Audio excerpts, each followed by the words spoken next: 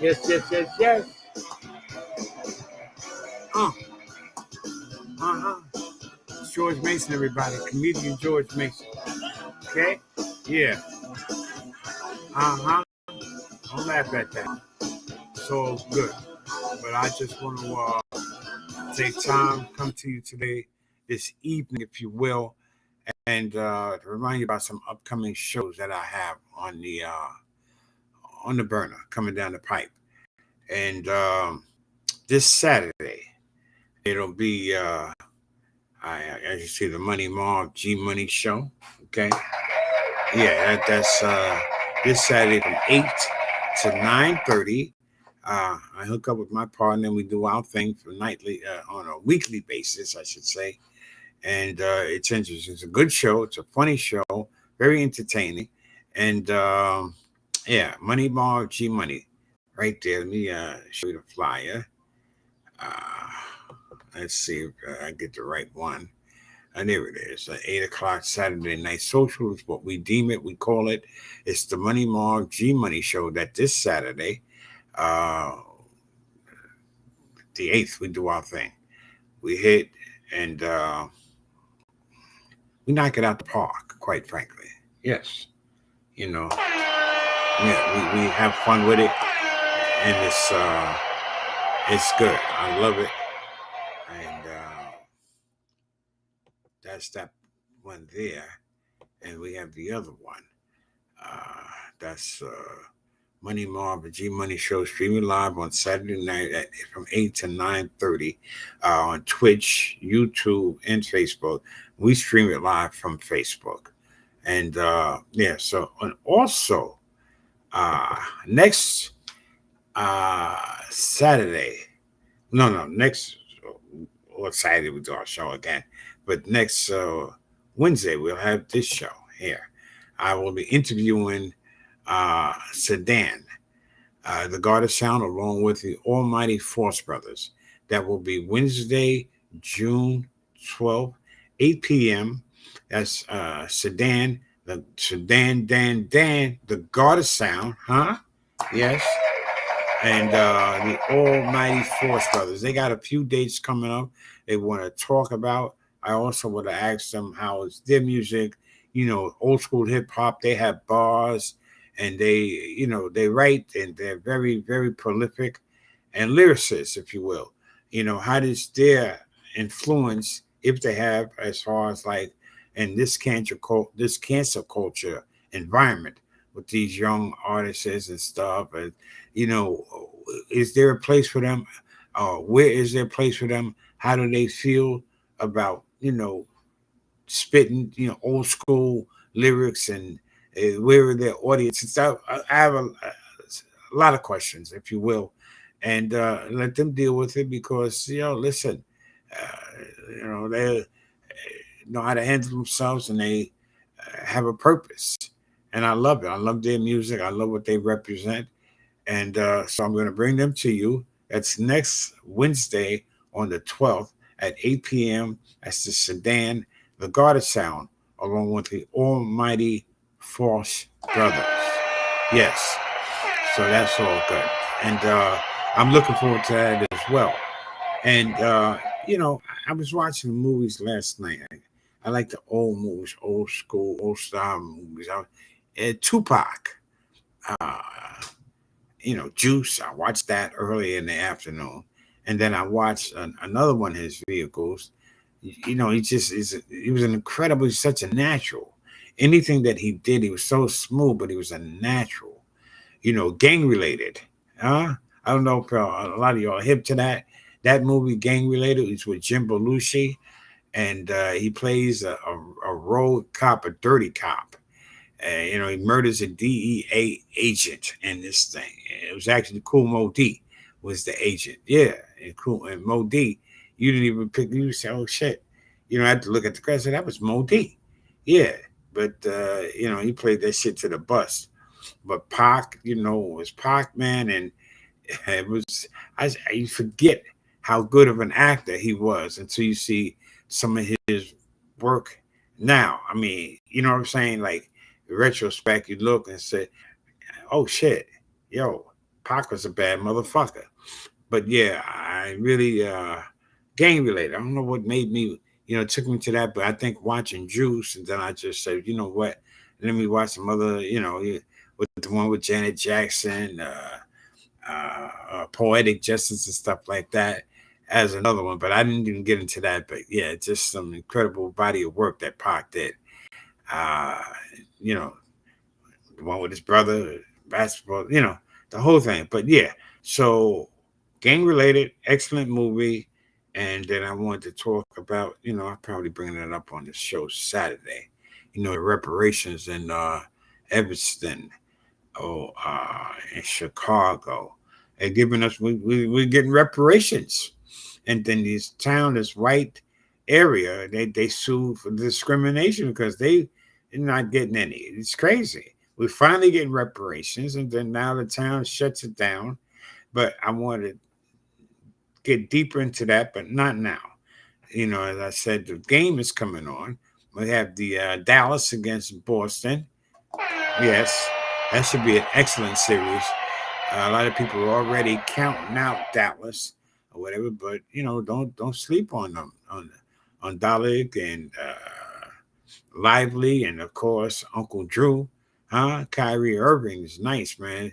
Probably, I don't know if he's got the best handle in history ever, whatever, but he's nice, man. It's just to watch a thing that how he does what he does. Got that basketball looks like on a rope, right? Where he's moving and yo, if you've never seen Kyrie Irving rock and play the game, check him out. That's how the game is supposed to be played, from a point guard position, a playmaker coming it up. That's why he is at the right spot at Dallas with Jason Kidd.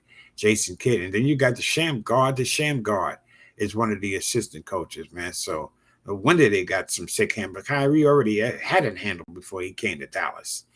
You know what I'm saying? But yeah, guard the sham guard. I mean, you sham guard, if you know what that is. Like, whoa, he's nasty. Nice, huh? Yeah. But it's all good. Yeah, so the game's coming on, like I said, in a little while.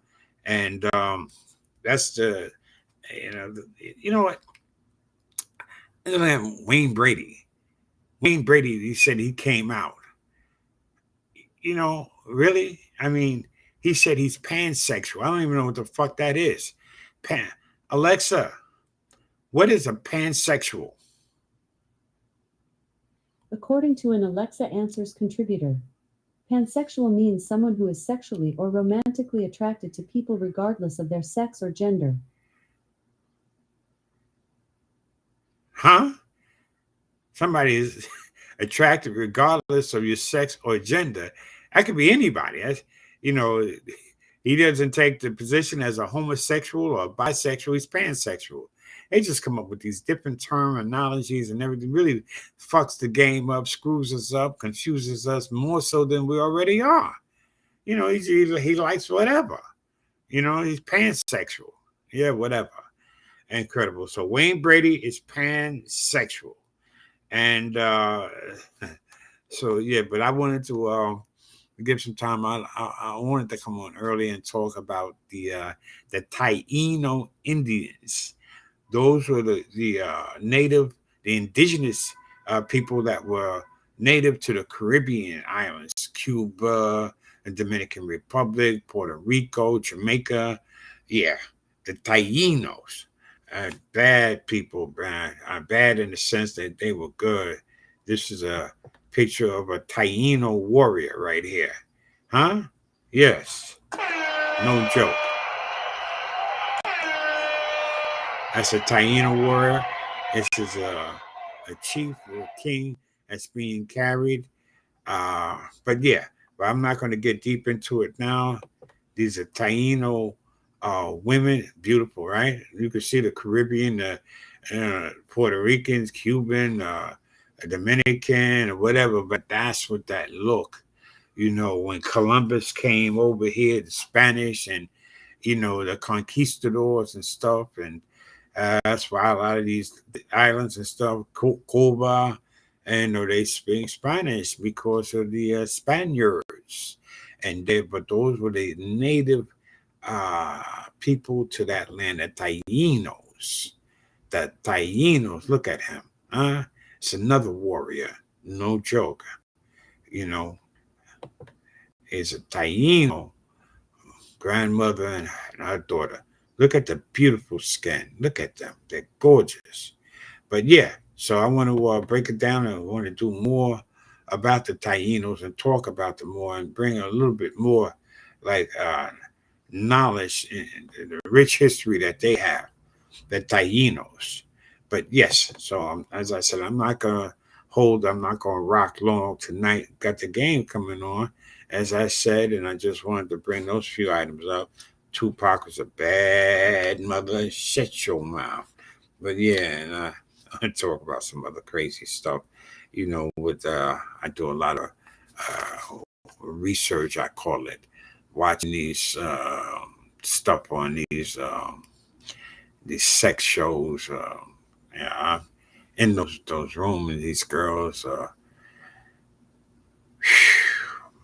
Yo, man, it's some of the times I can't even watch some of the stuff they're doing. And beautiful women, and they're on these machines. They have these fuck machines now. Where they're up, they got their legs up and spread in these machines.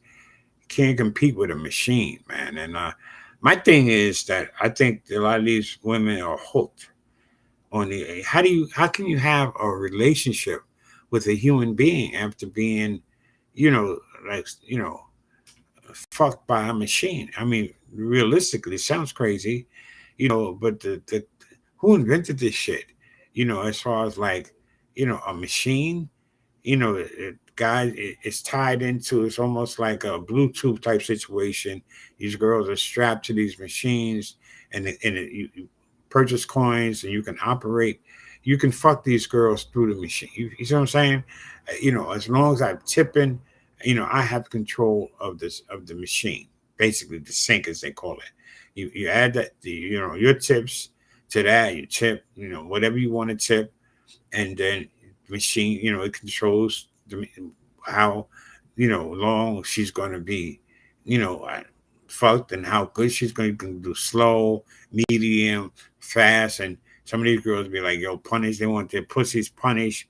They want to, but it's just, yo, man, how can they have a relationship, a so-called normal relationship on a human level with a man or a female after that? After going, can they disassociate the feelings that they're getting from the machine? The machines are sending them into complete ecstasy because it's nonstop and it's intense.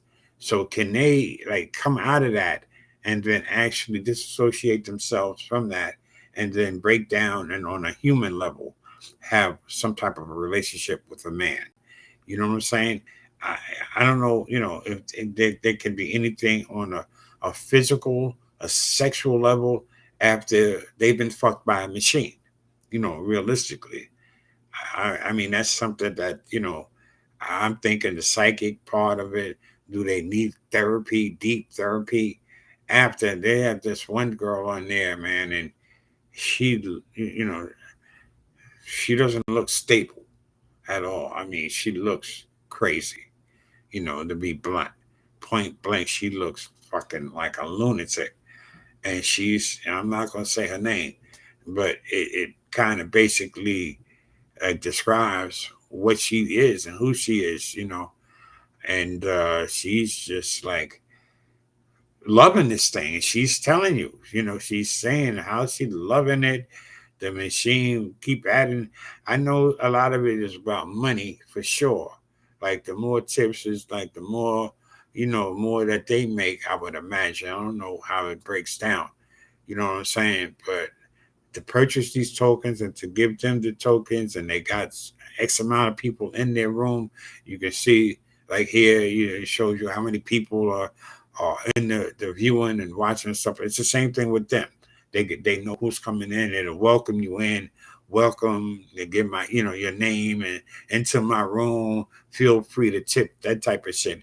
And then it's just they have dildos. Some of them have a lot of dildos, different sizes. Some of these dildos, the sizes is just ridiculous. It's retarded. But This is how they make a living, man. And but my question is, can they, what I'm saying, separate that the feeling that machine gives them to to be have a normal type relationship on any level. But yeah, I will. I don't know. Today is Thursday. Saturday I do the show with my man Money Marv. It's the Money Marv G Money Show. As I showed it before I leave out, I'm gonna put it up again real quick. Money Marv G Money Show. They call it the Saturday Night Social. Here it is, 8 o'clock, 8 p.m. Tune in that this Saturday, okay? And then we take it here, get that off, and then we go for Wednesday, the 12th. I'll have Sedan, the God of Sound, along with the Almighty Force Brothers, and that is going to be this Wednesday, June 12th, okay, 8 p.m., George Mason Show. And that's how we're going to do it. And I'm going to leave with that on that note and say if you love somebody, hug them, tell them you love them, because you don't know how long this day is going to last as far as life or whatever. But just be appreciative. You thank God, keep God first and foremost in your life. And